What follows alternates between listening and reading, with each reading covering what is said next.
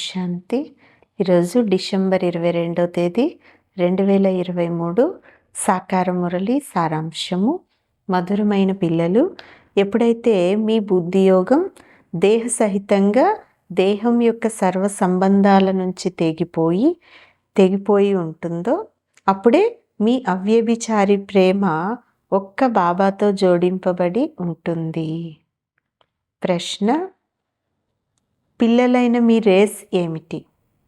ఆ రేస్లో ముందుకు వెళ్ళేందుకు ఆధారం ఏమిటి? సమాధానం: పాస్ విత్ ఆనర్గా అవ్వటమే మీ రేస్.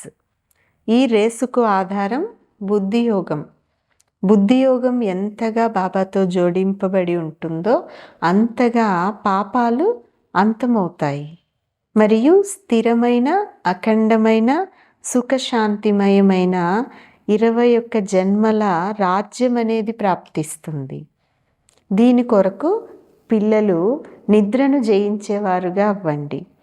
ఒక గడియ అరగడియ స్మృతిలో ఉంటూ అభ్యాసం పెంచుతూ ఉండండి. స్మృతి యొక్క రికార్డును ఉంచండి అనేది బాబా పిల్లలకి సలహా ఇస్తారు. ఈరోజు పాట: వారు మా నుండి దూరం కారు. మంచిది. మధురాతి మధురమైన అపురూపమైన పిల్లలకు తల్లి తండ్రి బాప్దాదాల యొక్క ప్రియ స్మృతులు మరియు గుడ్ మార్నింగ్. ఆత్మిక తండ్రి ఆత్మిక పిల్లలకు నమస్తే. ఆత్మిక పిల్లలు ఆత్మిక తల్లి తండ్రికి ప్రియ స్మృతులు, గుడ్ మార్నింగ్ మరియు డబల్ నమస్తే. ధారణ కొరకు ముఖ్యమైన సారం. మొదటి పాయింట్: అకాల మృత్యువు నుండి రక్షించుకునేందుకు అందరికీ ప్రాణదానం ఇచ్చే సేవ చేయాలి. రావణ సాంప్రదాయస్తులను రాముడి యొక్క సాంప్రదాయస్తులుగా తయారు చేయాలి. రెండవ పాయింట్: హృదయం యొక్క ప్రీతిని ఒక్క బాబాపై ఉంచాలి. బుద్ధియోగమును భ్రమింప చేయకూడదు.